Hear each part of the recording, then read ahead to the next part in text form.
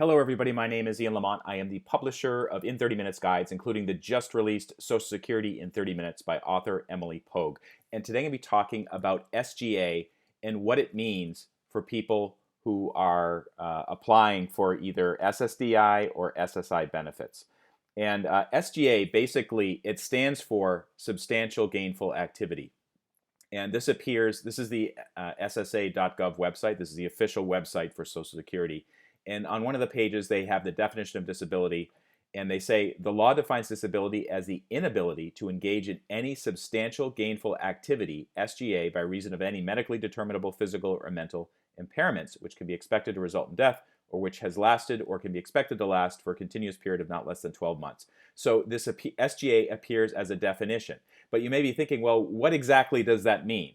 And it's the way that Social Security works this out is it's not just kind of what you may think gainful activity means or substantial gainful activity means. They've basically assigned a dollar value to SGA. And if you are working over that dollar value in terms of your wages or salary per month, you probably will not qualify for either one of these benefits. Keep in mind that the rules change and the amounts get updated every year, so you should definitely check with the Social Security Administration website or talk with someone at SSA. But here's what the levels look like as of right now. This is 2019 figures.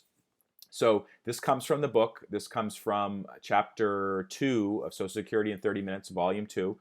And this is the section which talks about the test for SSDI qualifications. So if you are working, is your net income from wages less than $1,180 per month for non-blind individuals or $1,970 per month for blind individuals? If you earn more than this per month, you are engaging in substantial gainful activity, SGA, and you're not qualified as disabled. So these are the current rates for SSDI and SSI for qualifying for either one of those benefits or insurance amounts every month. If you're still able to work even just a little bit and you're making more than that, you probably will not qualify for either benefit. But if it's less than that, then maybe you will qualify.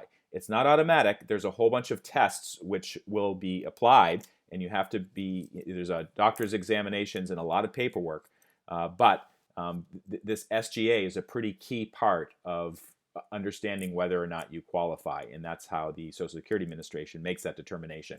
I urge you, if you have specific questions about your case, to actually talk with somebody at the Social Security Administration office, the nearest one that you have, or you can call them up. You can also look on the website because everybody's case is different.